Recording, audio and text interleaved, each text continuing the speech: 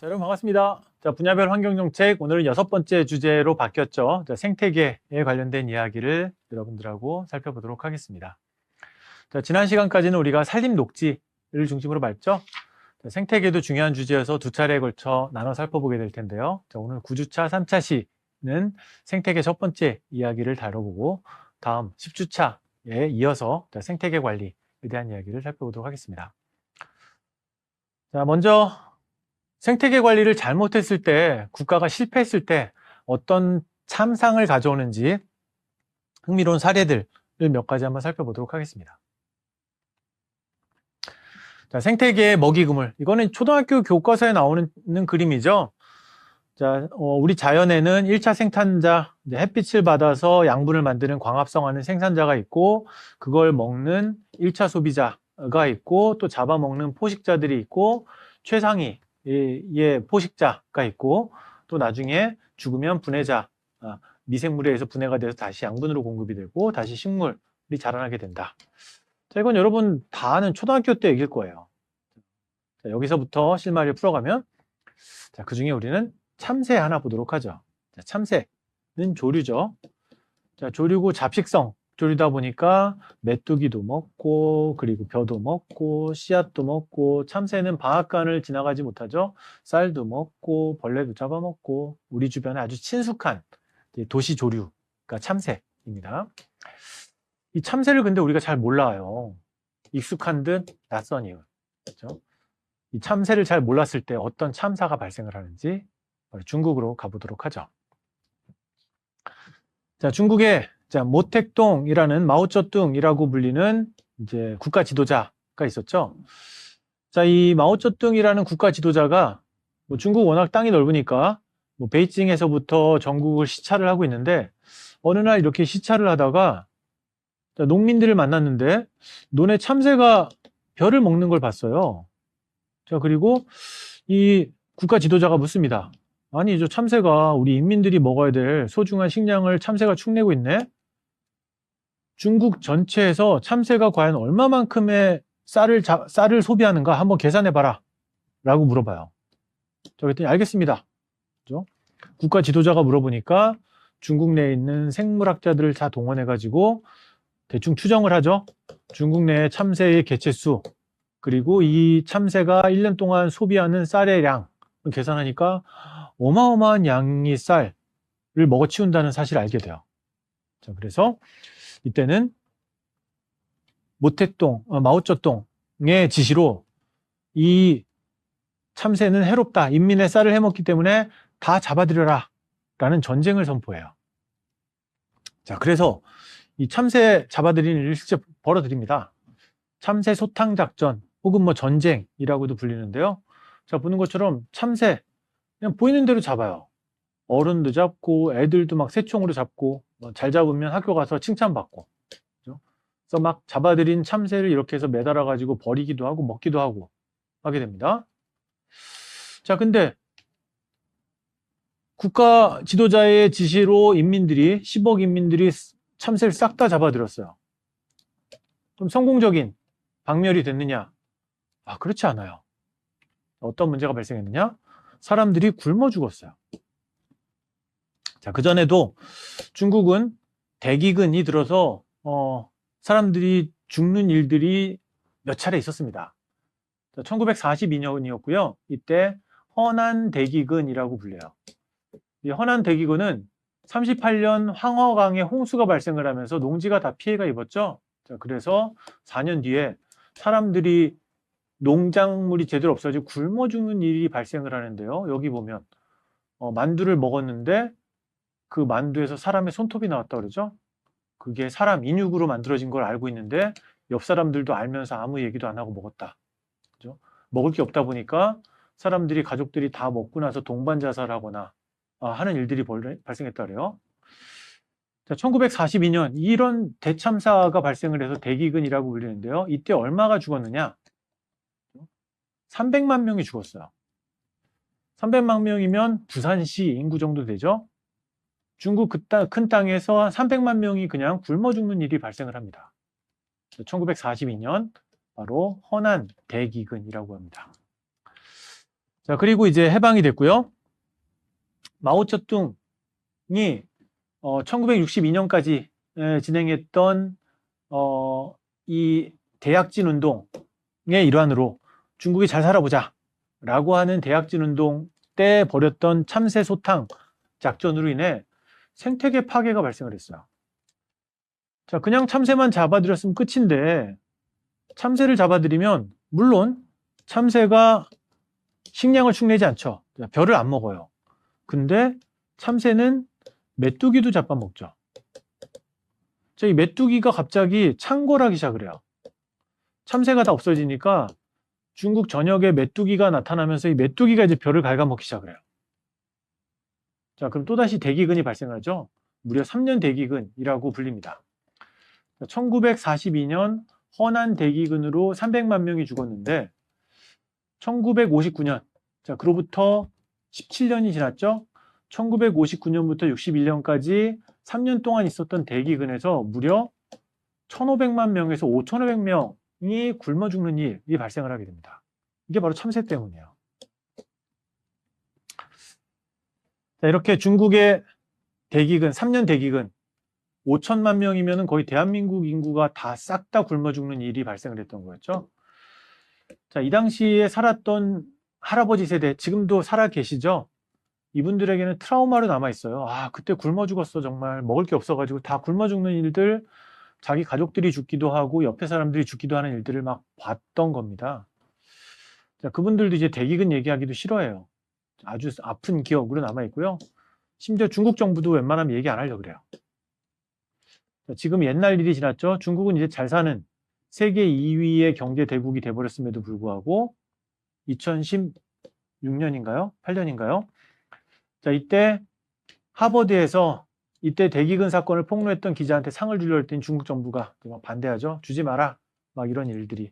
중국 정부는 좋지 않은 것들은 내지 않으려고 하는 일들. 아픈 기억으로 남아있는 게 바로 이 3년 대기근이다 라고 할 수가 있습니다. 자, 그럼 한국에서도 비슷한 일이 70년대, 80년대 있었어요. 자, 쥐잡기 사업. 중국에서는 참새 잡기 전쟁을 벌였다면 한국에서는 70년대 박정희 정부 때 쥐를 잡아라. 쥐는 왜냐? 이렇게 우리들의 소중한 쌀을 얘들이 다 갉아먹는다. 그죠? 쥐는 살찌고 사람은 굶어 죽는다. 쥐 잡자라고 해서 정부가 반상회를 통해서 돈을 내서 쥐약을 이렇게 살포해 줬어요. 80년대까지 계속 쥐약을 줬는데요. 다행히 이 도시 쥐가 미치는 생태계에 영향은 없어서 부작용은 없었던 것 같아요. 다만 이때 있었던 해프닝들 중에 하나는 쥐약을 이제 뿌려놓으면 이걸 쥐만 먹는 게 아니라 고양이나 강아지나 이런 동물들이 먹고 죽는 일들이 비일비재하게 발생을 했었습니다. 그리고 1980년대부터는 이제 이런 정부가 주도하는 쥐잡기 사업은 중단이 됐죠. 중국은 아주 대참사로 5천만 명이 죽는 일이 발생을 했다면 한국에 유사했던 쥐잡기 사업은 뭐 그래도 부작용이 뭐 개나 고양이들이 죽는 일 정도에서 끝나고 말았다 라고 할 수가 있습니다. 자, 생태계 시스템을 제대로 이해하지 못하고 정부가 잘못된 정책을 추진했다가 참사를 겪었던 실패 사례 또 하나는 호주예요. 자, 호주는 생태계가 굉장히 독특하죠. 자, 유럽, 아프리카, 아시아, 그리고 뭐 북아메리카, 남아메리카 이런 대륙들은 연계가 되어 있기 때문에 다 약간 비슷하죠. 뭐 곰도 그렇고 뭐 판다곰도 그렇고 불곰도 그렇고 다 개체들이 유사한데 약간씩 변형된 특성인데 호주만 바다 가운데 떨어져 있죠. 과거에 지질학에서 분리가 되면서 여기 생태계가 따르게 발달하면서 다른 지역에서는 볼 수 없는 캥거루, 코알라 뭐 이런 독특한 생명체들이 자라게 됩니다. 이게 바로 이제 호주의 생태학적 특징이죠. 자, 그런데 호주에만 있는 이 에뮤라고 하는 이 커다란 새가 있죠. 타조 비슷한 날지 못하는 새가 있는데요. 얘네들이 농장을 침입해서 바로 곡식을 먹는다라고 해서 몰아나자라는 전쟁을 벌여요. 자, 중국의 참새소탕 작전이나 비슷하죠. 인민들의 먹이를 없애는 참새를 잡아들이자라고 벌였고요. 호주에서도 농부들의 작물을 막 먹어 없애는 이 에뮤를 기관총으로 쫓아내자, 살해하자라는 전쟁을 1932년에 벌입니다. 에뮤 전쟁이라고 벌입니다. 자, 근데 결국은 정부가 졌어요. 포기하고 맙니다. 안 되겠다라고 해서 포기해서 농장에 울타리 치고 못 들어오게 하는 정도로 맞지, 잡아서 죽이는 일은 이제 중단이 되어버렸습니다. 자연과 싸워서 호주 정부가 진 사례가 바로 1932년 에뮤 전쟁입니다. 군인들이 잡아들였죠. 자, 여기서 끝난 게 아니었고요. 짧게 끝났어요. 한 달 정도 이렇게 군대가 동원돼서 잡아 죽이다가 그냥 포기하고 말았는데요. 자, 더 골칫거리. 호주에 토끼가 들어왔어요. 토끼는 영국의 귀족들이 사냥할 때 쓰는 사냥감 중에 하나이기도 하죠. 잘 자라기도 하고요. 먹이로도 쓰고. 호주라는 생태계에는 원래 토끼가 없었는데 160년 전에 사냥용으로 토끼를 들여옵니다. 근데 얘네들이 막 번성하기 시작을 해요. 그리고 호주에 있던 원래 야생동물들은 얘를 낯설어가지고 잡아먹지도 못하고 급격히 번성해서 2억 마리가 돼요. 야생토끼가. 처음에 24마리 들어왔던 게 160년이 지나니까 2억 마리가 돼서 이렇게 막 잔디밭에 초원에 호숫가를 가득 뒤집을 정도로 토끼가 많아진 게 이제 호주의 상황입니다. 자, 에뮤는 그래도 사람 키만 하니까 뭐 총으로 쏴서 죽이겠다라는 전쟁을 벌이기도 했는데, 토끼는 이건 총으로 쏴서 잡기도 힘들죠. 이거 골칫거리예요. 자, 그래서 호주 정부는 총으로 못 잡으니까 어떻게 생각을 했느냐? 물론 잡아들이기도 해요. 사냥해서 이렇게 막 잡아들이기도 합니다. 좀 어린아이 키랑 비슷하네요. 딱 이 사진에 있는 모습이 바로 중국에서 참새 소탕 작전했던 것과 동일한 모습에 정부 명령으로 잡아들이는 일이 벌어졌던 게 바로 이 호주였죠. 이렇게도 안 없어져요. 워낙 번식력이 좋아요. 번식력이 너무너무 좋습니다.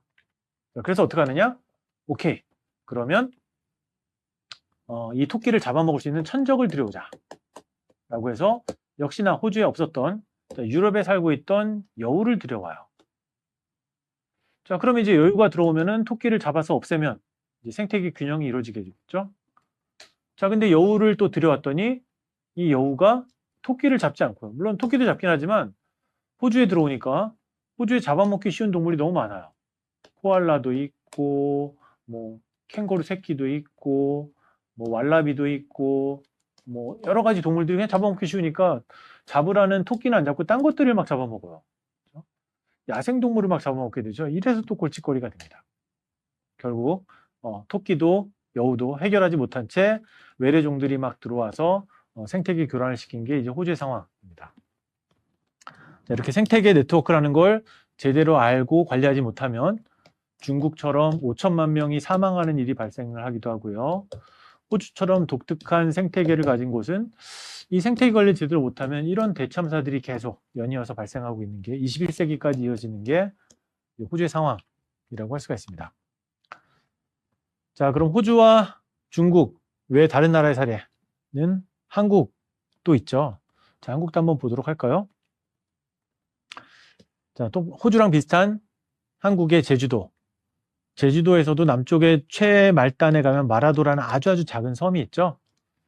짜장면으로 유명한 아주 작은 섬인데요. 자, 여기에도 아주 천연기념물 조류가 많아요. 자, 여기에 주민들이 살면서 어업을 합니다. 그래서 고양이를 길렀는데요. 이 고양이들이 이 천연기념물 조류를 새를 잡아먹어요. 잘 잡습니다, 고양이들이. 그래서 이 천연기념물 조류를 해칠까봐 이 섬에 살던 45마리의 고양이를 다 내쫓았어요. 제주도로 보내버렸어요. 그러면 이제 마라도에 있는 천연기념물 새들이 보호될 줄 알았는데 고양이가 나가니까 갑자기 쥐떼가 늘어났어요. 천적이 없네? 쥐가 늘어나고요. 쥐들은 또 새 알을 먹어요. 새를 직접 잡진 않지만 새 알을 먹으면서 또다시 조류를 해를 끼치는 일들이 반복되는 게 바로 이 한국에서의 제주도 마라도 상황입니다. 자, 제주도 마라도 뭐 흥미로운 사례긴 하지만 나랑 관련이 없다. 평생 못 가는 사람도 있을 거예요. 못 가본 사람도 있을 거예요. 자, 여러분이 잘 모르고 생태계 파괴에 기여하는 거, 요즘의 특징 중에 하나가 오메가3예요. 여러분 아마 집집마다 여러분이 먹기도 하고 주로는 아버님들이 먹을 거예요. 그죠? 피를 맑게 해준다라고 해서 오메가3를 먹는데요. 자, 이게 전부 다 크릴 우유, 크릴 새우에서 추출한 기름이어서 오메가3라고 하는데요. 자, 한국 사람들 집집마다 지금 크릴 우유를 먹어요. 크릴 새우 잡아서. 자, 그러면 이 크릴 새우는 여러분들이 오메가3 먹기 전에 원래 펭귄의 먹이였죠. 고래의 먹이였죠. 대왕고래의 먹이였죠. 여러분들이 오메가3를 먹는 바람에 이 펭귄과 대왕고래의 먹이가 사라지고 있어요. 남극과 태평양의 생태계가 파괴되는데 여러분이 기여하고 있다고 할 수가 있습니다. 자, 여러분들이 기여하고 있고요. 경기도 남양주시에서는 하루살이가 계속 문제가 되니까 작은 벌레가 막 날아다니면서 생업에 방해가 되죠. 식당에도 들어오고. 자, 그래서 천적인 붕어를 이렇게 풀어가지고 막겠다라고 합니다. 자, 이건 우리나라 고유종이기 때문에 큰 문제는 없지만 천적이 완벽하게 없애진 않아요. 천적하고 이 먹이는 항상 공생관계가 됩니다. 싹 없어질 만큼 다 먹으면 붕어가 먹을 게 없죠. 항상 균형을 이루면서 존재하게 되죠. 생태계 관리의 어려운 측면들을 보여주는 게 붕어 사례들이고요. 자, 반면에 생태계 시스템을 잘 이해해서 성공적으로 문제를 해결한 대표적인 사례가 미국 워싱턴에 있는 제퍼슨 기념관입니다. 자, 워싱턴에 여러분들 제일 유명한 거는 그 호수하고 제일 끝에 있는 링컨 기념관. 영화에 많이 나오죠? 링컨 상이 있는 곳이 제일 유명한데 이 반대편 쪽에 보면 이렇게 토머스 제퍼슨이라는 미국 건국의 아버지로 유명한 분의 기념관이 있어요. 그런데 이 기념관이 그 토머스 제퍼슨이라는 이분의 치적뿐만 아니라 이 건물 관리와 관련해서도 되게 유명한 사례인데요. 여러분 이렇게 위키 백과사전에 찾아가 보면 바로 토머스 제퍼슨 기념관에 대한 소개가 쭉 나오고요. 그다음 두 번째가 부식의 문제. 석회석으로 만들어졌죠. 대리석으로 만들어졌는데 이게 잘 상해요. 산성비에도 상하는데 자, 미국은 대기오염 문제가 어느 정도 해결이 됐기 때문에 산성비에는 강한데 자, 여기가 뭐에 그럼 부식이 되느냐? 새의 분비물 때문에 부식이 돼요. 산성이다 보니까. 자, 그리고 이 부식의 문제를 잘 해결해내서 RCA라고 하는 근본 원인 해결책의 가장 대표적인 사례가 이 토머스 제퍼슨 기념관의 사례입니다. 자, 새들이 날라와서 분비물 때문에 이 기념관이 자꾸 부식해요. 삭아요. 자, 그러면 여기에 새들이 왜 날라오나 봤더니 먹이가 있어서 그렇다. 나방이 여기에 많더라. 특히나 나방이 많아서 이쪽으로 새들이 많이 온다. 그럼 나방은 왜 있냐? 새들이 날라오는 이유가 거미줄 때문에 그렇다. 거미를 잡아먹으려고 든다. 근데 거미들은 왜 있냐라고 봤더니 거미줄을 치면은 잡아먹을 수 있는 나방이 있기 때문에 그렇다라는 걸 알게 됐고요. 그럼 나방은 왜 여기로 날라오느냐라고 봤더니 바로 주변에 어두운데 여기다 불을 켜니까 이 가로등 조명 때문에 오더라라고 해서 그러면 이 나방이 안 오게 조명을 주변에 있는 다른 건물들보다 1시간 뒤늦게 켜자라고 했더니 1시간 전에 먼저 켜진 그 옆에 있는 워싱턴 DC에 있는 다른 건물들로 다 나방들이 가버려요. 그 다음 나중에 키면 안 와요. 뒤늦게 키니까. 또 문제가 해결됐던 사례들이라고 합니다.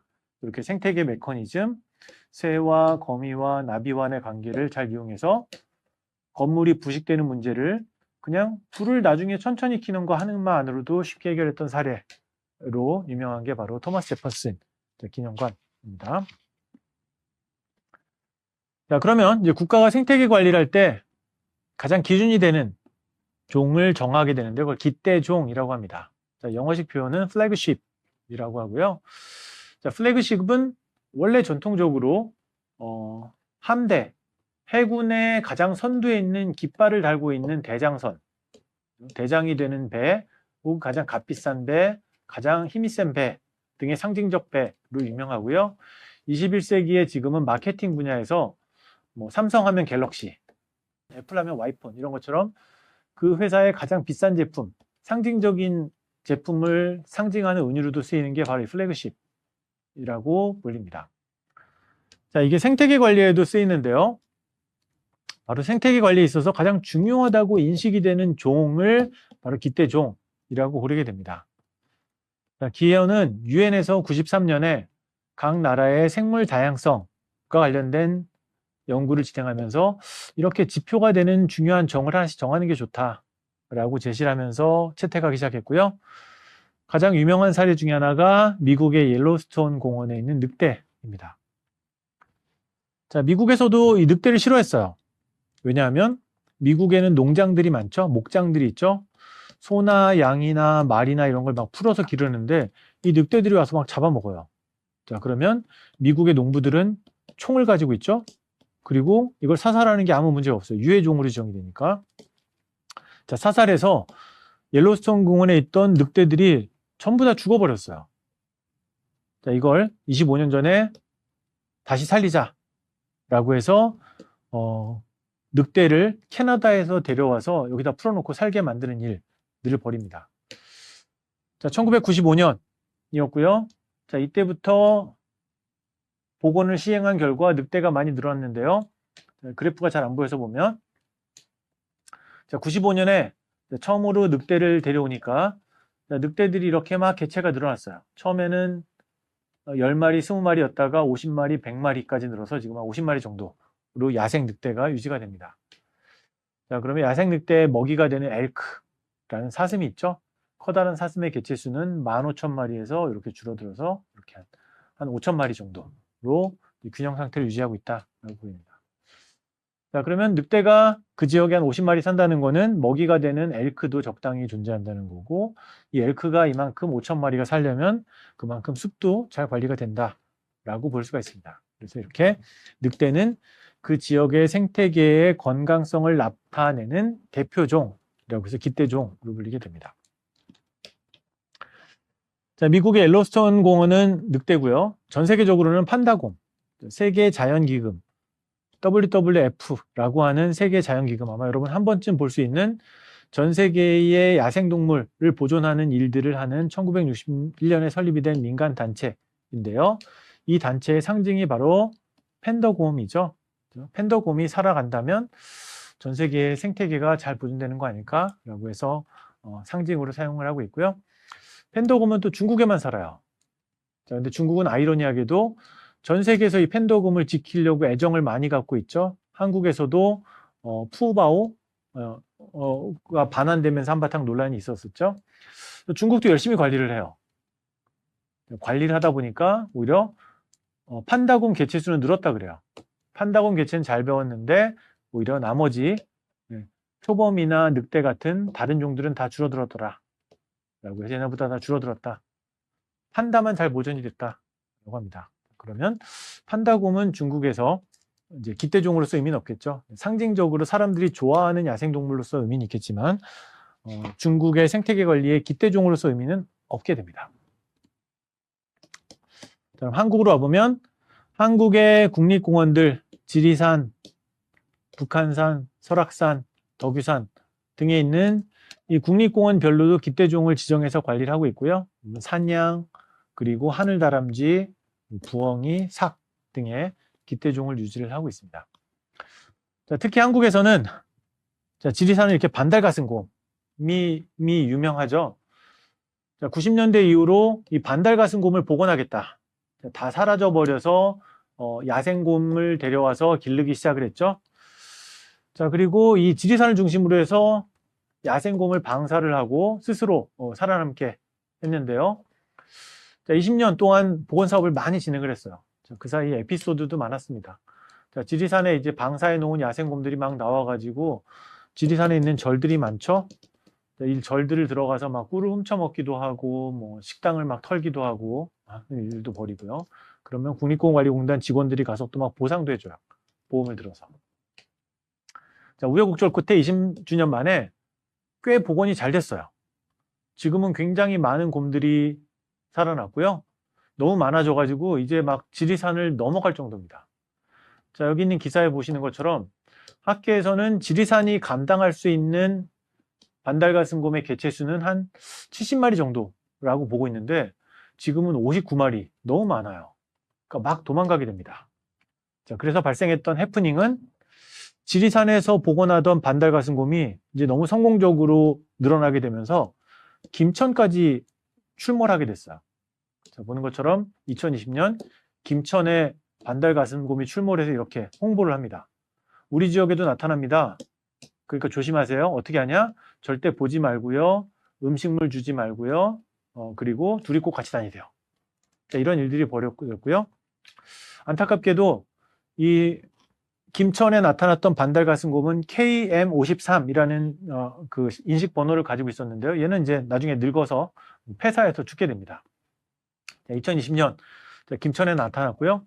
자, 김천시는 이걸 기념하려고 김천 532, 53이라는 숫자를 따서 532로 예술 작품도 만들고 기념품도 만들어 가지고 판매하면서 이제 지역의 상징물로도 삼고 있습니다.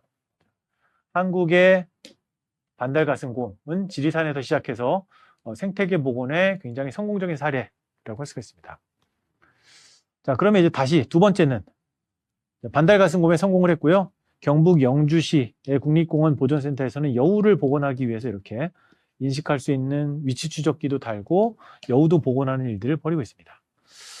우리 조선시대 때 동화에 보면 전래동화에 여우가 많이 나오죠. 근데 지금은 이제 찾아보기 힘든 거 복원하겠다라고 하고 있고요. 청주 대청호에서는 황새도 옛날에 많아서 집집마다 있었는데 황새가 또 사라져버렸죠. 황새를 복원하는 작업을 하고 있는데 이렇게 둥지도 마련해 줬더니 4마리의 새끼를 낳았더라 라고 합니다. 복원이 과연 잘 될 수 있는지 일단 좋은 신호를 보여주고 있는 것 같습니다. 자, 이렇게 성공적인 사례만 있는 건 아니고요. 2023년엔 쇠똥구리, 한국에 예전에는 많이 있었던 벌레라고 하는데요. 집집마다 소를 기르고 말을 기르고 하다 보니까 이 쇠똥구리가 많았었는데 우리나라 고유의 쇠똥구리를 찾기 위해서 환경부에서 현상금도 걸었어요. 쇠똥구리 직접 잡아서 오시면 돈을 드립니다 라고 했는데 현상금을 걸었는데 못 찾았어요. 우리나라에는 없어져 버렸습니다. 결국은 2019년 몽고에서 들었어요. 몽고는 그 넓은 벌판에 소나 양이나 많이 기르니까 쇠똥구리가 있죠. 자, DNA상 유사할 거라고 생각을 해서 그 몽고에 있는 쇠똥구리를 가져와서 지금을 번식을 하는데요.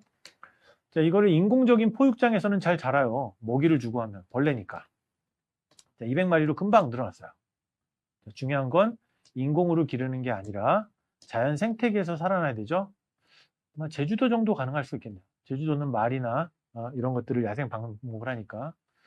자, 결국 생물종을 복원하는 일은 그 지역의 생태계가 복원이 되지 않으면 쉽지 않죠. 그래서 단순히 도입하는 게 아니라 그 지역의 생태계까지 같이 복원을 해야지 다시 복구될 수 있다는 걸 보여주는 사례가 바로 쇠똥구리라고 할 수가 있습니다.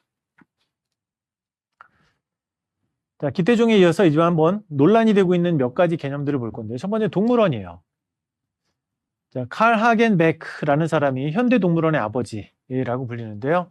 현대식 동물원, 이렇게 울타리를 만들고 그리고 사람들이 와서 구경하게 만드는 거를 처음으로 제안한 사람이 이분인데요. 독일의 칼 하겐베크라는 분인데요. 이분이 원래 전시회에서 돈을 벌었던 거는 동물이 아니었어요. 사람이었습니다. 자, 원주민들을 잡아가지고 남미 아프리카에 있는 원주민들을 잡아가지고 이 철조망에 넣어놓고 사람들한테 보여줬어요. 보여줬더니 독일 사람들이 막 돈을 냈어요. 와, 신기하다. 저 사람들은 막 귀에다가 막 치렁치렁 달고 있고 막 혓바닥을 늘리고 있네. 막 신기해하고 했는데 이게 결국 사람이죠. 이게라는 표현이 이상하네요. 거기에 갇혀져 있는 존재들이 전부 다 사람이었죠. 사람들이 싫어해요. 아니, 결국 사람인데 원주민이긴 하지만 언어도 배울 수 있고 교감할 수 있는 인간을 왜 가둬놓느냐라고 해서 사람들이 불만을 하고 안 가기 시작해요. 그러니까 이제 아프리카에 있는 동물들을 가져오기 시작해요. 동물들을 가둬놓고 보여주고 돈을 받기 시작합니다. 자, 동물원. 현대 동물원은 사라져가는 멸종되는 동물들을 가둬놓고 보존하는 곳이라고 생각하는 사람들이 있는데 사실은 돈벌이, 심지어 사람들을 잡아놓고 돈을 벌던 수단이었던 동물원이 발전해서 지금의 현대 동물원이 됐다라는 부분들입니다. 자, 지금 대한민국으로 와보면 갈비사자로 유명을 하고요. 자, 부산에 있는 사자인데 너무 말라가지고 열악한 환경에서 있다가 그 동물원이 문을 닫으면서 버려지려고 했던 동물을 청주를 데려갔어요. 청주 동물원에 데려가서 그 갈비사자가 이렇게 다시 좀 행복하게 바뀌었다 동물원이라고 해서 동물복지 우수상을 탄 곳이 바로 청주동물원입니다. 자, 청주동물원은 대한민국에 있는 많은 동물원 중에 가장 동물복지가 좋은 곳, 동물을 생각하는 곳으로 알려져 있고요. 2019년에는 동물원이라는 다큐멘터리가 개봉을 했는데 바로 이 청주동물원에 사는 야생동물들, 또 관리하는 의사, 직원들의 이야기여서 한번 보는 것도 재밌을 것 같아요. 자, 그럼 대구로 오면요. 자, 대구에는 달성공원에 동물원이 있었죠.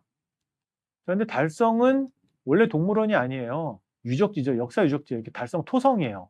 흙으로 쌓여져 있는 성이어서 달성이고요. 여기에다가 동물들을 넣어서 관람시키는 일을 했죠. 자, 일제시대 때 서울도 마찬가지였던 것 같아요. 서울에도 보면 창경원이라고 하는, 원래는 창경궁이었어요. 임금님이 머물던 궁이었는데 여기에 동물들을 데려다 놓고 냄새나게 가두면서 사람들한테 돈을 받았죠. 그래서 창경원이 됐었고요. 해방 이후에 여기 있는 동물들을 과천으로 옮기고 창경궁으로 바뀌어서 지금은 다시 역사지적지로 바꿨죠. 자, 대구도 2000년 이후 들어서는 이제 불만들이 막 쏟아지기 시작해요. 이 달성공원에 있는 동물원을 가보면 좁은데 막 철창 안에 동물들이 있어가지고 냄새가 너무 심하고 동물들도 너무 좁아가지고 제대로 살지 못하는 곳이어서 옮기자. 동물들은 딴 데로 보내서 좀 더 살기 좋은 곳으로 만들어주고 이 달성은 역사 유적지로 만들자라는 논의가 진행이 됐고요. 그래서 진행이 돼서 2027년에 대구 수성연못 옆에 미술관 있는 옆에 쪽에 이제 서울 대구 대공원을 만들어서 이렇게 동물들이 살 수 있는 쾌적하고 넓은 공간을 만들겠다라고 진행이 중입니다. 달성공원보다는 좀 나아지겠죠. 달성공원보다는 훨씬 더 여건이 나아지겠지만 청주나 혹은 뭐 미국의 캘리포니아나 유럽에 있는 동물 생츄어리처럼 아주 쾌적한 곳은 아닌 여전히 좀 관람적인 용도, 보존보다는 관람 용도로 운영이 되는 게 아직까지 한국의 동물원의 상황입니다. 청주동물원이 그나마 그래도 좀 더 관람보다는 보존에 신경을 쓰는 거점 동물원으로 자리 잡고 있다라고 할 수 있을 것 같습니다. 자, 두 번째 생태계 관리와 관련돼서 논란이 되는 두 번째 사례는 바로 외래종입니다. 세계화가 진행이 되면서 사람만 전 세계로 왔다 갔다 하는 게 아니라 생물들도 자유롭게 왔다 갔다 해요. 배에 실려서 오기도 하고요. 목재를 수입하면서 오기도 하고요. 사람들이 일부러 애완동물로 가져왔다 풀어놓으면서 실리기도 하고요. 자, 이런 붉은귀 거북, 이거 한국에 없는 종들이에요. 낚시하면 잡히는 큰잎 베스, 파란볼 우럭, 그 다음에 가시박, 이런 풀들, 그 다음에 중국 꽃매미 같은 경우도 다 외국에서 도입된 종들입니다. 자, 이런 외래종들, 우리의 생태계에 위험한 건가 아닌가? 특히나 뉴트리아라고 하는 설치류는 거의 1m 정도 되는 괴물이죠. 그래서 특히나 낙동강 주변에 농작물에 피해를 입히는 종으로서 유해종으로 지정이 됐고요. 잡아가지고 정부에 제출하면 돈을 받을 정도로 위험한 종으로 기록이 되고 있고요. 한편으로는 토착종으로 공존하는 경우도 있습니다. 강원도의 무지개 송어 같은 경우에는 이거는 이제 외국인들이 낚시하려고 들여왔다가 자리 잡아서 있는 상태라고 할 수가 있습니다. 자, 더 큰 문제는 외래종들은 뭐 불가피하게 우리가 인위적인 혹은 뭐 자연적인 이유로 들어왔다가 위협이 되기도 하고 공존하기도 하는데 수많은 야생동물을 우리가 죽이는 구조를 만들어냈다라는 사실이에요. 바로 로드킬이라고 하는데요. 자동차가 다니는 곳의 야생동물은 살해가 발생할 수밖에 없습니다. 자, 보면 미국의 불곰도 교통사고로 인해 죽게 되고요. 사슴이나 노루나 이런 것들도 죽은 것들을 비일비재하게 많이 보게 됩니다. 자, 미국에서도 많이 이런 것들 보이게 됩니다. 길 가면 그냥 보여요. 자, 미국 사람들은 이 야생동물들이 병균이 있을 거라고 그냥 둡니다. 한국은 고라니 같은 경우에 차 사고가 나면 바로바로 누가 가져가는 것 같아요. 원래 가져가면 안 되는데 균도 있고 신고를 해야 되는데 뭐 막 없어집니다. 자, 미국은 그냥 둬요. 자, 그래서 오히려 좀 더 보기 싫은 거는 한 달 정도 그냥 이렇게 부패하는 시체가 썩는 걸 그냥 그대로 다 보여. 출퇴근하면서 매일 보게 돼요. 미국의 로드킬 사례고요. 자, 이런 자동차에 의한 직접적인 사고뿐만 아니라 자동차가 다니는 연돌이라고 있죠. 뭐 10cm에서 20cm 정도 될 것 같아요. 자, 이 작은 턱인데 두더지가 떨어지면 밤에 나왔다가 연돌에서 떨어지면 못 올라가요. 그리고 아침에 해가 뜨죠. 그러면 얘는 그대로 죽어요. 자동차에 의한 직접적인 사망뿐만 아니라 자동차가 만들어 놓은 도로 구조 때문에도 그냥 무수히 많은 사망들이 발생을 하고요. 자동차뿐만 아니라 농촌에 가면 이렇게 농수로가 있어요. 농업용 물을 빨리 빼는 곳들인데 높이가 꽤 높아요. 한 2m 정도 돼요. 여기에 고라니가 잘못해서 떨어지면 여기 갇혀서 나오지 못해요. 2m니까 점프해도 못 나오죠. 농수로에 갇혀서 죽는 고라니가 1년에 무수히 많은 숫자들이 죽어나가고 있다라는 게 이제 보도가 되고 있고요. 자동차 주변에 보면 방음, 시끄러운 아파트에 막기 위해서 방음 투명한 창을 만들어 놓죠. 이 투명한 창에 조류가 부딪혀서 죽는 일들이 굉장히 많아요. 이때 한동안 아이러니하게도 독수리 스티커를 붙이면 새들이 무서워서 안 날아서 괜찮다라고 했는데요. 붙여놓고 나니까 그래도 막 부딪혀요. 자, 사람들만 독수리라고 생각하지 새들은 이게 뭐야 모르고 그냥 달려가서 부딪힌다는 거예요. 자, 요즘에 나온 새로운 의견은 까만색 점. 그림을 보면 잘 보이는데요. 까만색 점을 한 10cm, 5cm 간격으로 쫙 붙여놓으면 이건 새들이 안 오고 돌아간다 그래요. 장애물로 인식을 해서.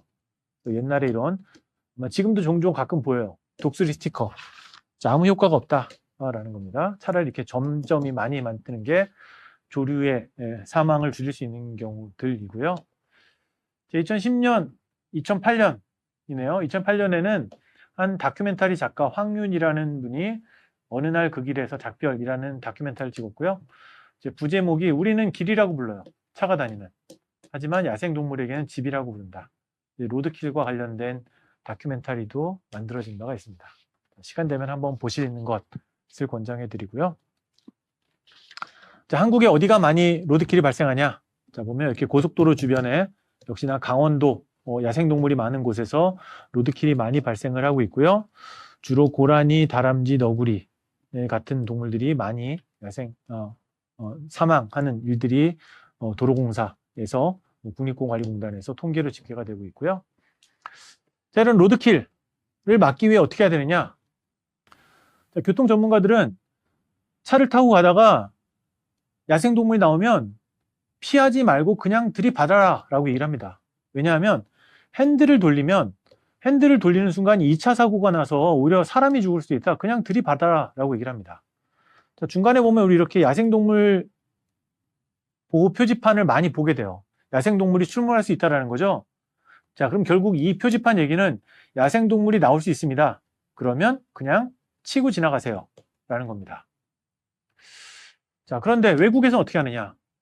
야생동물이 나오면 이 표지판은 그냥 의미가 그거밖에 없어요. 한국에서는 야생동물이 자주 나온다, 자주 출몰한다, 조심해라. 야생동물을 살리려면 속도를 낮춰야겠죠. 호주에 보면 이렇게 우리가 여기 살고 있어요. 제발 천천히 달려주세요. 10km 이하.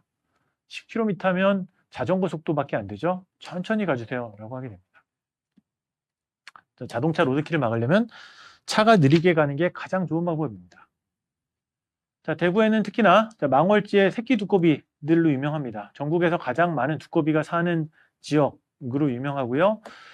산에 살다가 요 망월지 저수지에 나와서 올챙이를 낳고 그러면 얘네들이 다 크면 다리가 나오면은 다시 산으로 오다가요.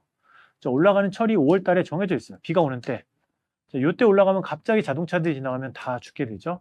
그래서 지금 로드킬 방지 펜스도 만들고 안 죽게 하는 일들을 대구시에서도 벌이고 있습니다.